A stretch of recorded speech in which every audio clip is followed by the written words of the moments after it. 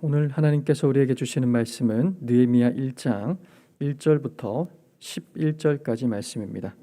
구약성경 726페이지 느헤미야 1장 1절부터 11절까지 말씀입니다. 구약성경 726페이지입니다. 느헤미야 1장 1절에서 11절까지 말씀을 제가 읽어드리도록 하겠습니다. 하갈의 아들 느헤미야의 말이라.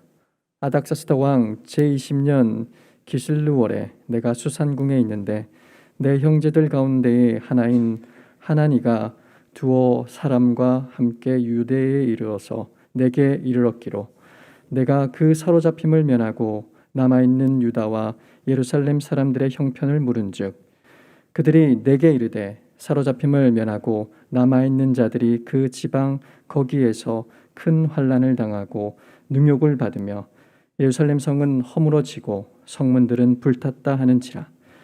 내가 이 말을 듣고 앉아서 울고 수일 동안 슬퍼하며 하늘의 하나님 앞에 금식하며 기도하여 이르되 하늘의 하나님 여호와 크고 두려우신 하나님이여 주를 사랑하고 주의 계명을 지키는 자에게 언약을 지키시며 긍휼을 베푸시는 주여 간구하나이다. 이제 종이 주의 종들인 이스라엘 자손을 위하여 주야로 기도하오며 우리 이스라엘 자손이 주께 범죄한 죄들을 자복하오니 주는 귀를 기울이시며 눈을 여시사 종의 기도를 들으시옵소서. 나와 내 아버지의 집이 범죄하여 주를 향하여 크게 악을 행하여 주께서 주의 종 모세에게 명령하신 계명과 율례와 규례를 지키지 아니하였나이다. 옛적에 주께서 주의 종 모세에게 명령하여 이르시되 만일 너희가 범죄하면 내가 너희를 여러 나라 가운데에 흩을 것이요 만일 내게로 돌아와 내 계명을 지켜 행하면 너희 쫓긴 자가 하늘 끝에 있을지라도 내가 거기서부터 그들을 모아 내 이름을 두려고 택한 곳에 돌아오게 하리라 하신 말씀을 이제 청하건대 기억하옵소서. 이들은 주께서 일찍이 큰 권능과 강한 손으로 구속하신 주의 종들이요 주의 백성이니이다. 주여 구하오니 귀를 기울이사 종의 기도와 주의 이름을 경외하기를 기뻐하는 종들의 기도를 들으시고 오늘 종이 형통하여 이 사람 앞에서 은혜를 입게 하옵소서 하였나니 그때에 내가 왕의 술 관원이 되었느니라. 아멘. 그리스도인의 나라 사랑이라는 제목으로 목사님 말씀 전해 주시겠습니다.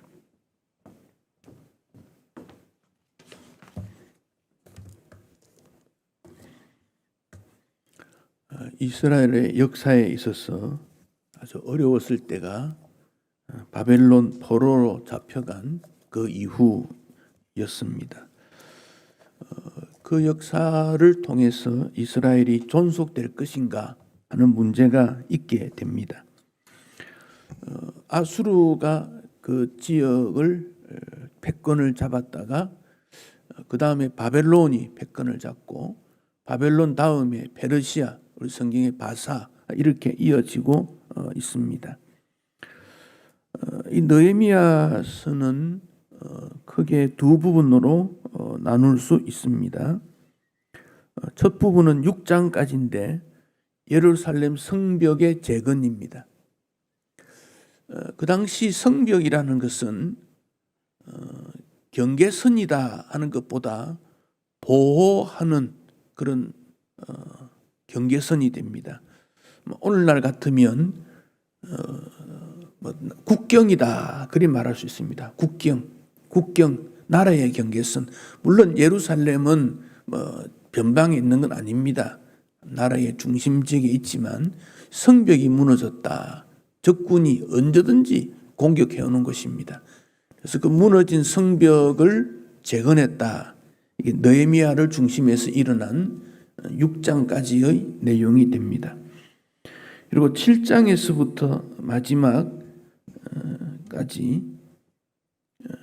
13장까지는 영적 재건이다. 그렇게 볼 수 있습니다.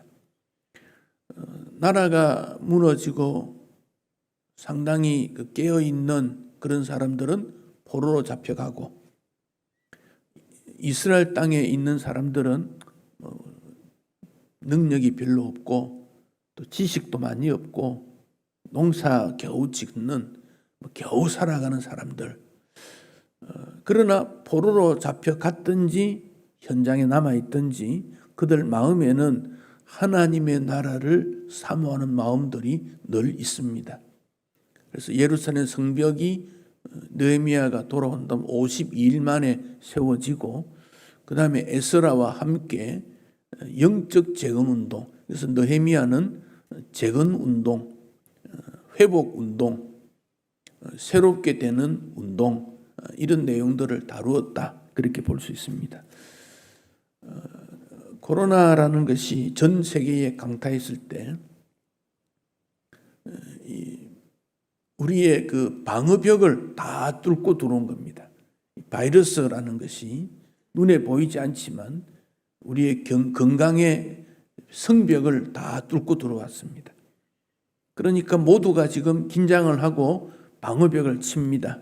개인적으로도 또 사회적으로도 국가적으로도. 근데 이게 얼마나 될지 잘 알 수 없습니다. 언젠가는 해결이 될 것입니다. 이 바이러스 때문에 우리는 영적 경계선이 또 무너지고 있습니다. 지난해 어느 교단의 통계를 보면 코로나가 된 지금 1년 반 정도 됐지 않습니까? 그래서 26%가 마이너스다. 한 교단의 통계인데 이건 우리나라 전체의 통계라고 보아도 될 만큼 크게 문제가 되지 않습니다. 상당히 큰 교단이고 교회도 많고, 그래서 비교 통계를 내었더니 20에서 30%가 마이너스인데, 즉 26% 정도가 마이너스다. 코로나 문제가 해결된다 하더라도 이분들이 교회로 돌아온다는 것은 쉽지 않겠다. 또 사람들의 관심도가 각각 다르다, 이런 분석들을 놓고 있습니다. 성벽이 무너지고 영적 경계선이 무너졌을 때 우리는 하나님 앞에서 어떻게 회복할 것인가, 이 점을 생각하면서 오늘 본문의 내용들을 생각해 보려고 합니다.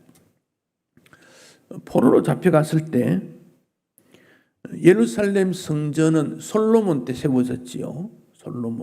솔로몬 때 주전 957년, 그러니까 예수님 오시기 1000년 정도 전에 예루살렘 성전이 세워진 겁니다. 957년, 1000년 전에는 다윗 시대인데 그 다음 솔로몬이니까 957년, 950년쯤에 솔로몬 성전이 세워졌는데, 그때부터 오다가 예루살렘 성전이 무너진 것이 500년 정도, 솔로몬 성전이 한 400년 정도 이어지게 됩니다. 그러다가 아수르의 공격에 의해서 무너지게 됩니다. 그래서 무너진 그것을 다시 회복하게 되지요. 그때가 스룹바벨이라고 하는 지도자가 와서 세워지는데, 그때가 538년, 그러니까 예루살렘 성전이 세워지고 무너졌다가 다시 세워지고 400년 정도 시간이 걸리게 된 것입니다. 그때부터 한 80년 정도 지나고 에스라가 오게 되고, 그 다음에 13년 지나고 느헤미야가 오게 되고, 그러니까 예루살렘 성전이 세워지고 한 100년 정도는 성벽이 다 허물어져 있었습니다. 그때 느헤미야가 왔다. 역사적으로는 그렇게 됩니다. 느헤미야 이름의 뜻은 위로하신다. 주님이 위로하신다. 위로, 그런 뜻입니다. 위로. 어쩌면 우리에게 가장 지금 필요한 것이 우리 하나님의 위로가 아닌가. 사람의 위로도 상당한 힘이 있습니다. 경험이 있고 나이가 있고 책임자가 약한 사람에게 위로, 격려하면 힘을 얻습니다. 근데 주님께서 위로하시면 이건 더 큰 힘이 될 것입니다. 우리 주님이 우리 모두에게 위로해 주신다 하는 것을 감사히 여깁니다.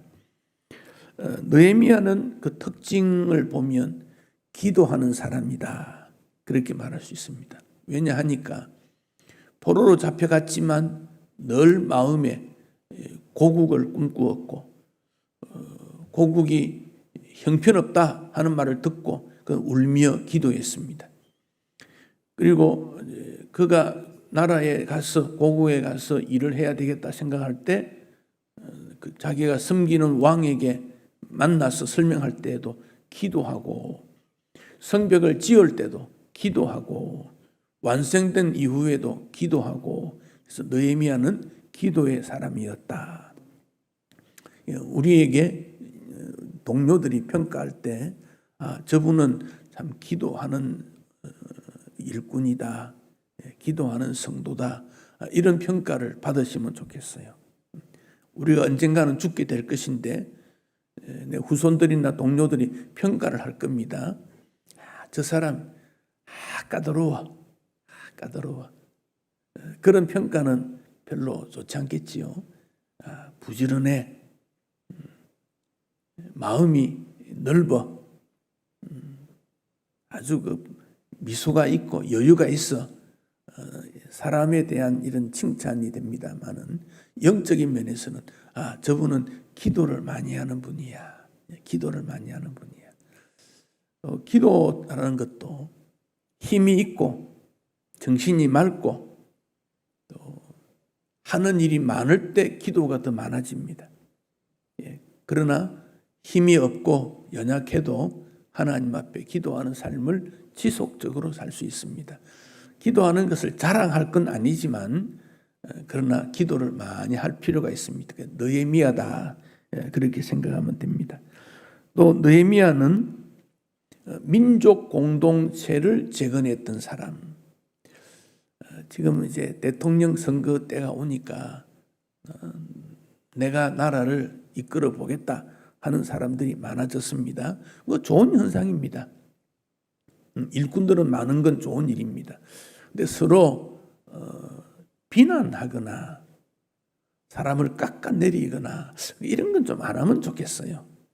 나라를 어떻게 섬길 것인가 자기 말을 하면 되거든요. 근데 서로 비슷하니까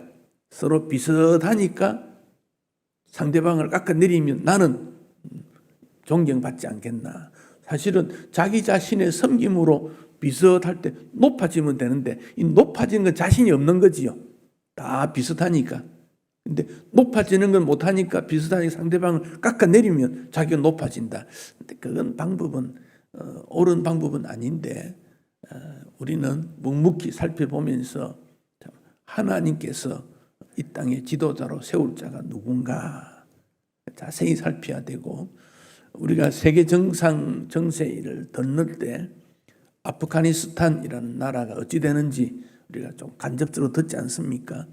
20년 동안 전쟁을 치루었지만 결국 자유 평화를 얻지 못하고 이슬람 문화 속에서 다시 이슬람이라고 하는 독특한 독재 형태의 국가가 될 것 같다.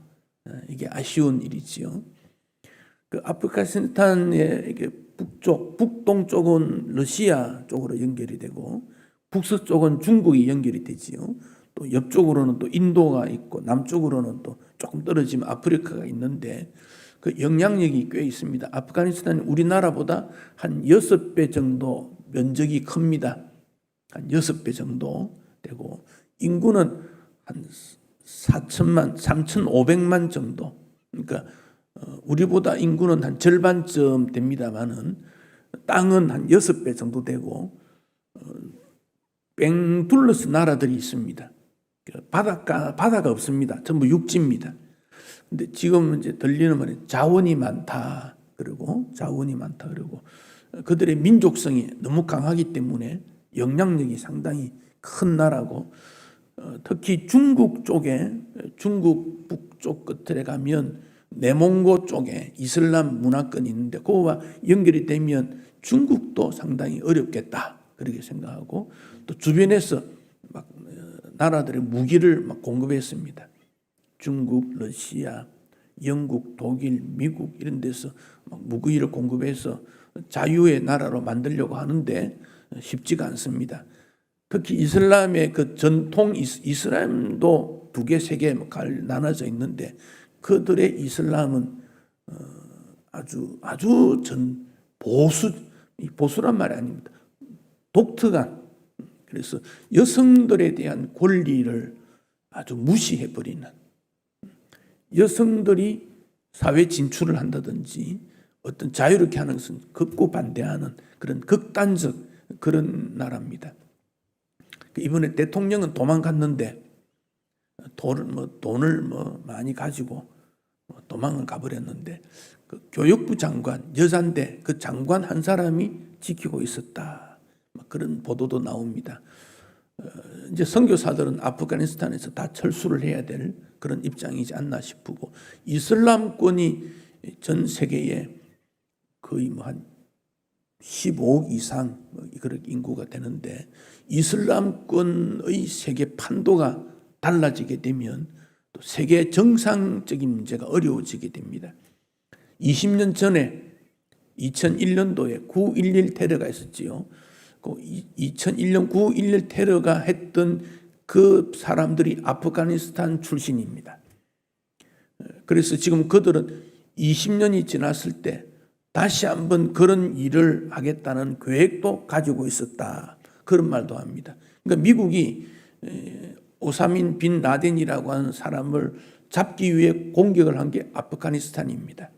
그래서 저 나라가 앞으로 어떻게 될 것인가 상당히 긴장해야 되고, 복음이 전파되지 못하고 한 나라가 자기 민족성을 중심으로 해서 똘똘 뭉쳐지게 되면, 그리고 그들은 이웃을 도와주겠다 그런 마음들이 별로 없습니다.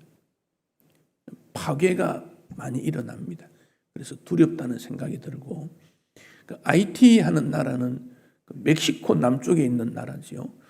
10년 전에도 지진으로 일어나가지고 굉장히 어려움을 당하고, 우리 교단에서도 헌금을 해서 의약품을 보내고 선교사들을 독려하고 그런 적이 있습니다. 지금 벌써 1,000명 이상 사상자가 나오고 부상자가 수천 명 나오고 건물이 무너지고, 그러니까 이게 기반 사람이 약하니까 빨리빨리 정리가 안 되니까 이 부서지는 일들이 심합니다. 또 거기는 더운 나라입니다. 더운 나라니까 이 환경이 깨끗하지 않으면 어떻게 하면 이 문제가 더 커지지요. 거기 병균이 일어나고 또 지저분해지고 더 많은 피해를 입게 되는, IT 하는 나라. 전 세계가 너무 좀 어렵다. 일본도 얼마 전에 규슈 지방의 남쪽이지요. 비가 1,000mm 왔다. 3일 만에 1,000mm 왔다 그러지요. 우리나라 1년 비 오는 양이 1,600mm입니다. 1,000mm면 1년의 반 정도가 3일 만에 더 내렸다 그 말입니다. 일본도 그렇습니다. 그래서 기후가 너무 달라지니까 전 세계가 기후 이상이 있어 이제는 기후를 정상적으로 만드는 일을 우리도 말하고 또 생활 속의 모든 일들을 또 전략하고 그런 일을 해야 되지 않나 그렇게 생각이 듭니다. 그러니까 이럴 때 하나님의 위로가 어디를 통하여 나타날 것인가? 하나님의 위로가 교회를 통해서 또 주의 성도들을 통해서 이 땅에 임해야 된다. 우리가 그렇게 기도해야 되겠습니다. 2절 뒷부분에 보면 1절에서는 느헤미야가 있는 장소 수산궁이라고 했지요. 수산궁은 그는 아닥사스다 왕이 겨울에 거주하는 장소가 수산궁, 별궁, 휴양하는 그런 곳이다. 조금 여유가 있는 곳이죠. 그런 곳이면 그럴 때 느헤미야가 함께 있었는데 그런 형제들 이스라엘 백성들로부터 소식을 들었지요. 예루살렘 소식을 물었습니다. 2절 뒷부분 무엇에 관심이 있는가 하는 걸 알 수 있습니다. 무엇에 관심이 있는가.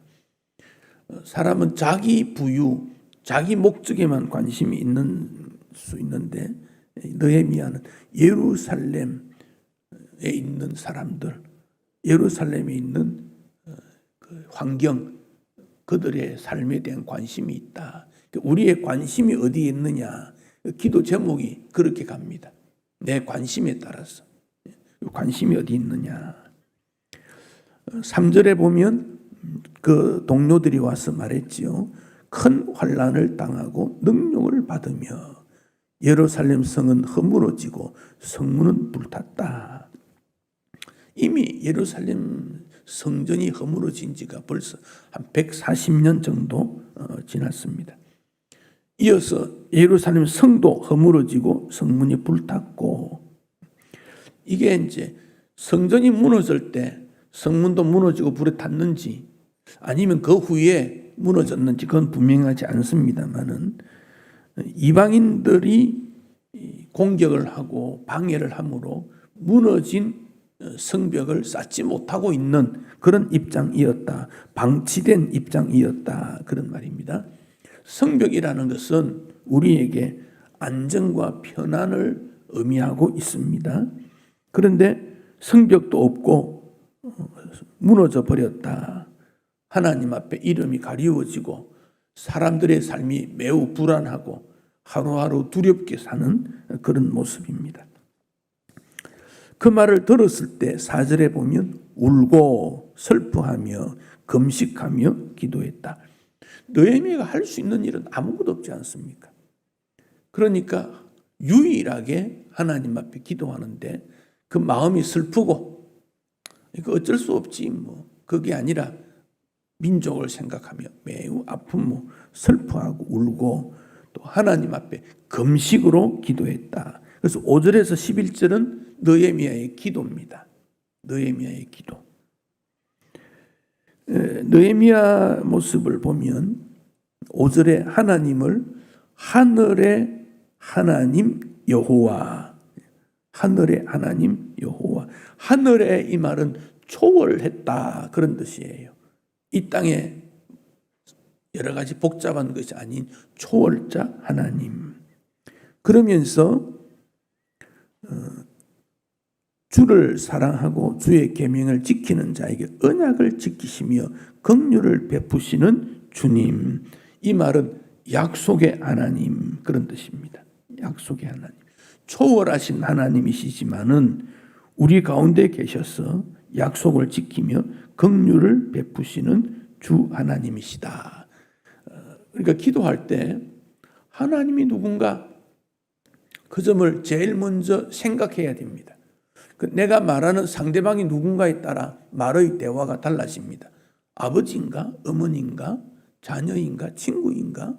상대방이 누구인가? 거기에 따라 내 생각과 대하는 태도가 달라집니다. 기도는 하나님이시다. 그 하나님은 초월자이시고 동시에 우리를 사랑하시고 도우시고 은혜를 베풀어 주시는 분, 우리의 기도를 들으시는 분, 그 하나님이시다. 그 점이 5절에서 알 수 있습니다. 6절과 7절의 내용을 보면 회개의 내용입니다.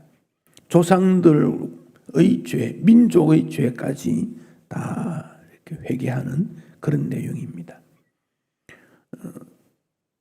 이스라엘 자손이 범죄한 죄들을 자복하오니 용서해 주십시오. 용서해 주십시오. 회개가 제일 먼저 이루어지고 있습니다. 그 다음 8절에서 10절 내용은, 8절은 특별히 주님께서 우리를 모세를 통해서 구원해 주셨다. 은혜를 베풀어 주셨다. 회개 기도에 이어서 은혜의 기도를 하고 있습니다. 그리고 그가 간구하는 내용은 11절에 보면 은혜를 입게 하옵소서. 기도 내용입니다. 은혜를 입게 하옵소서. 오늘 종이 형통하여 이 사람들 앞에서 은혜를 입게 하옵소서. 여기 11절에 오늘 종이, 즉 느헤미야가 형통하여 이 사람들 앞에서, 이 말은 왕을 말하고 있습니다. 아닥사스다 왕 앞에서, 오늘 이 말은 이 일을 적시해야 되겠다. 이 일을 적시하기 위해서 왕에게 나아갈 수 있는 은혜를 베풀어 주십시오. 그러면서 11절 뒷부분에 내가 왕의 술관원이 되었다. 그의 신분을 말하고 있습니다. 그가 술관원으로 왕을 섬기는 사람이니까 그 일을 할 수 있는 지위에 있다 하는 점을 가르쳐 줍니다.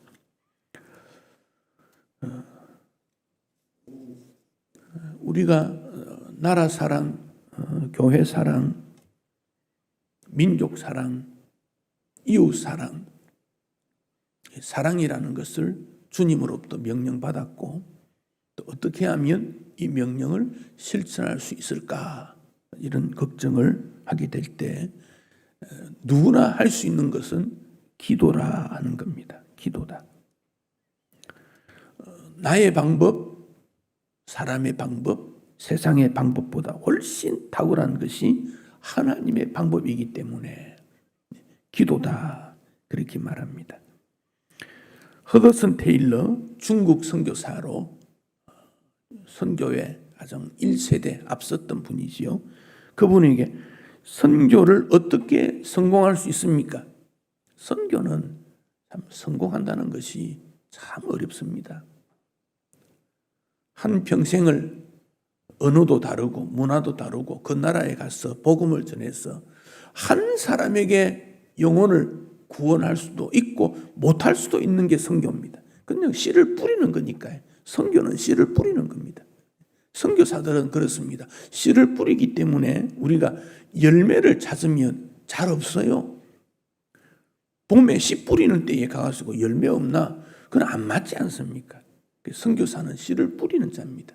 1세대 복음의 일꾼들은 씨를 뿌리는 자입니다. 그래서 우리 어른들은 씨를 뿌리는 자다 그렇게 생각해야 돼요. 씨를 뿌릴 때 성공할 수 있을까 이런 걱정을 하지 않습니까? 그때 허더슨 테일러 선교사가 말하기를 기도를 통해서 하나님께서 사람을 움직여 달라고 그래 기도했다. 그렇게 씨를 뿌렸다. 기도로 씨를 뿌린 거다. 기도의 결과가 우리 눈에 당장 띄지 않아도 반드시 열매가 있을 거다. 왜 그렇습니까? 우리 하나님이 기도를 들으시고 우리 예수님이 기도하라 무수히 말했지 않습니까? 그래서 성경에 기도로 응답받는 일이 많이 기록이 되어 있으니까 그러니까 기도는 뿌리는 거다. 선교는 뿌리는 거다. 당장 열매가 없더라도 그렇게 해야 된다는 겁니다.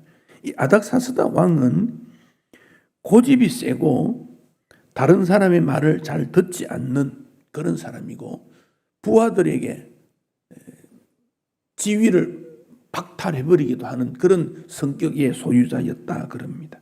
또 예루살렘 성벽이 세워지는 것을 그는 원하지 않았습니다. 예루살렘 성벽이 세워지면 예루살렘이 다시 힘을 얻고 또 공격할 수도 있겠다. 그래서 성벽 세워지는 것 원치 않았습니다. 그러니까 느헤미야가 할 수 있는 방법은 왕에게 가서 그렇게 부탁할 수도 없고 그러니까 먼저 하나님 앞에 기도하고 있다 하는 모습을 보여줍니다. 느헤미야에게 부딪힌 문제는 민족의 문제입니다. 나라의 문제, 자기 문제 아닙니다. 자기는 좀 편하게 있습니다. 포로로 잡혀갔지만 왕 옆에서 편안하게 살고 있습니다. 우리 가운데 편안하게 하루하루 살지만은 다른 사람의 아픔이나 교회의 문제나 나라의 문제에 대해서 기도할 수 있는 그가 믿음의 일꾼입니다. 그래서 일꾼이라는 것은 남을 위해서 섬기는 그게 일꾼이다. 그 점을 기억해야 됩니다. 느헤미야는 이 일에 하나님께서 나에게 힘을 주시면 나를 통해서 그 일을 행하기를 원한다. 섬기기를 원한다. 그 마음이 있다는 겁니다. 요즘은 다른 사람의 일, 나라의 일, 교회 일에 대해서 섬기려는 사람이 별로 없습니다. 나는 나이가 많은데 내가 구태여 할 거 뭐 있냐? 나는 내가 할 수 있는 그런 입장이 아닌데, 다른 사람 할 수 있는데 나는 시간이 없는데 내가 왜 그 일을 해야 돼? 다 하지 않으려고 합니다. 그러니까 나라가 어떻게 합니까? 돈을 가지고 조금씩 주면서 일을 시킵니다. 돈 주면 하고 안 주면 안 하고. 그 사람은 돈 때문에 일하는 겁니다. 교회도 마찬가지입니다. 그 사람의 일에 대해서 고마워서 감사의 표시를 하는 것은 당연한 일입니다. 그런데 돈 주면 일하고 안 주면 일하지 않고, 밥 사주면 일하고 밥 안 사주면 일 안 하고, 그런 마음으로는 바른 섬김이 아니지요. 그러나 우리 마음에는 그런 요소가 있다는 것이지요. 그래서 항상 그런 마음을 가져야 되고, 이때 느헤미야는 하나님의 약속을 기억합니다. 그래서 이스라엘의 역사 속에 하나님이 어떻게 이끌어 오셨는가, 그 점을 기억합니다. 그래서 평소에 성경을 읽는 내용이 중요하고 눈물로 그런 기도한 사람입니다. 이때 느헤미야가 기도하면서 그 성품을 보면 인내하는 사람입니다. 1장에 보면 1장 1절에 보면 아닥사스다 왕 20년 기슬루월 시간을 딱 정해놨습니다.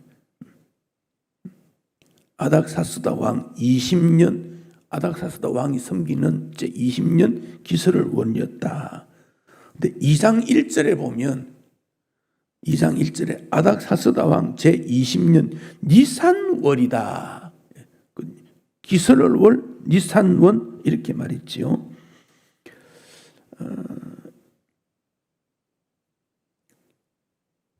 이 사람이 기슬월이라는 것은 우리나라 시간으로 말하면 한 11월, 12월 그런 겨울입니다. 11월, 12월, 11월 말쯤 볼 수 있겠습니다. 니산월은 언제냐? 3월에서 4월 사이입니다. 그러니까 3월 말 이렇게 본다면 11월 말쯤에 기도했는데 12월, 1월, 2월, 3월 4개월 정도 지났다. 그렇게 볼 수 있습니다. 4개월 만에 기도 응답되는 것은 빨리 된 거지요. 그러나 사실은 이스라엘 사람들이 포로로 잡혀와서 기도한 시간은 굉장히 깁니다. 그러다가 결정적인 순간에 하나님께서 느헤미야를 부른 거지요. 2장 2절에 보면 얼굴에 수심이 있었다. 왕 앞에 갈 때는 그 신하가 2장 1절에 보면 이전에는 네가 왕 앞에서 수심이 없었더니 얼굴이 아주 화르고 밝았는데 한 3개월 4개월 기도하면서 늘 기도에 빠져있고 생활 속에 기도가 일어나니까 얼굴에 근심이 있었다 그랬습니다. 그래서 왕이 왜 얼굴에 근심이 있느냐 물은 거죠. 왕에게 수종드는 사람은 근심의 빛을 띄어서는 안 되기 때문에 그렇습니다. 그러자 느헤미야가 왕에게 부탁을 하지요. 3절 이하에 왕은 건강하십시오 이렇게 말하고 자기 민족의 이야기를 쭉 할 때 4절에 보면 왕이 묻습니다. 네가 무엇을 원하느냐? 그랬더니 4절 뒷부분에 내가 곧 하늘에 하나님께 묵도하고 왕의 질문 앞에서 느헤미야가 잠시 묵상으로 잠시 기도합니다. 하나님 무슨 말을 할까요? 그리고 5절에 보면 대답을 하게 됩니다. 그러니까 느헤미야가 항상 기도하는 사람이었다 하는 점을 알게 됩니다. 기다리면서 기도하는 사람, 그가 느헤미야입니다. 그러면서 5절에 보면 예루살렘 성벽 건축 이런 말을 하지 않습니다. 유다 땅 나의 조상들의 묘실이 있는 성읍을 보내어 건축해 주시기를. 즉 내 조상들이 있는 땅에 가서 조상들이 머무는 예루살렘 성이 무너졌는데 조상들 이야기를 하는 겁니다. 사람은 다 자기 부모, 선배가 다 있지 않습니까? 그래서 부모나 앞선 사람들에 대한 얘기를 할 때에 거절할 이유가 없는 거죠. 예루살렘이라고 하면 하나님이라는 생각을 하게 되는데 조상들이 있던 곳, 조상들의 무덤이 있는 곳에 그러니까 아닥사스다 왕이 그건 필요하겠다 생각하게 된 거죠. 그래서 6절에 보면 언제 가서 언제 오겠느냐 이 질문을 했습니다. 느헤미야는 그런 일의 모든 계획들을 다 세우고 이 일에 감당하는 것이 좋겠다. 그래서 8절에 보면 왕이 성전에 필요한 재료들을 다 주시기 바랍니다. 사실 느헤미야가 그런 기도를 했지요. 특히 그는 뭐라고 하느냐 하면 8절 뒷부분에 하나님의 선한 손이 나를 도우심으로 왕이 허락했다. 하나님이 도우셔서 이 일을 허락하게 되었다. 이 느헤미야의 신앙 고백입니다.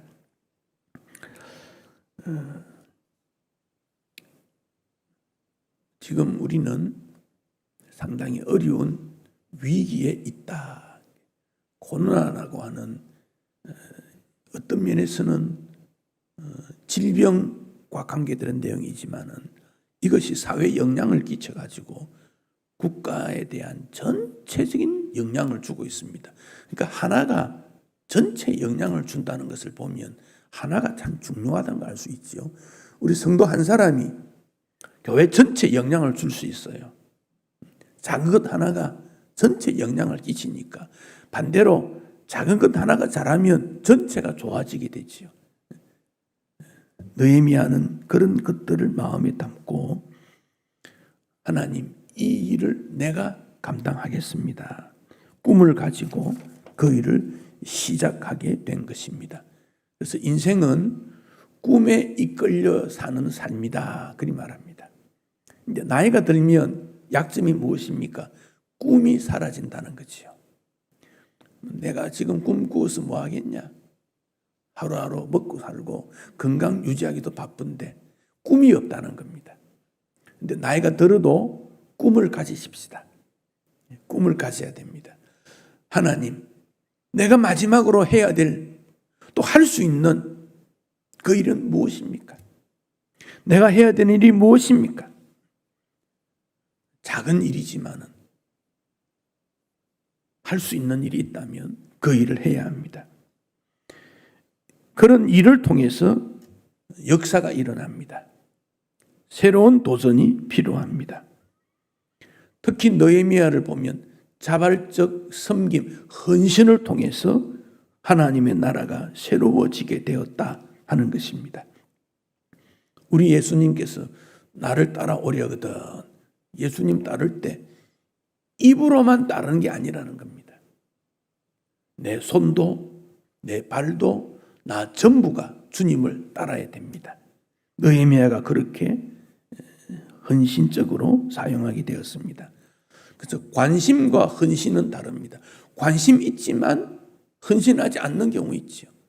느헤미야는 관심을 가졌는데 그것을 삶 속에 적용해서 실천하는 관심을 헌신으로 바꿀 수 있는 사람, 그가 느헤미야입니다. 그러다 보니까 희생도 필요합니다. 그 결과로 인생 성공이 느헤미야다. 그렇게 볼 수 있습니다. 관심을 가지는 것은 얼마든지 또 가질 수 있어요. 우리가 나이가 들었을 때 또 많은 걸 압니다. 그리고 관심 가질 수 있어요. 그런데 말만 하는 것은 희생과 헌신이 없는 것은 변화가 일어나지 않습니다. 하나님의 역사가 일어나지 않습니다. 작은 일일지라도 헌신과 희생하면 하나님 앞에 성공이 일어나게 됩니다. 그러니까 느헤미야 주님께서 위로하신다. 그 주님의 위로를 나를 통해 내 가족, 자녀들에게, 이웃에게, 다른 사람들에게 어떻게 이룰 것인가? 주님은 그것을 우리에게 묻고 있습니다. 너가 내 백성을 위로해라. 그 주님의 명령에 대해서 어떻게 위로의 사역을 할 수 있겠습니까? 주님, 물질입니까? 시간입니까? 건강입니까? 재능입니까? 그런데 저는 그런 일을 할 수 있는 능력이 없습니다. 주님께서 도와주셔야 되겠습니다.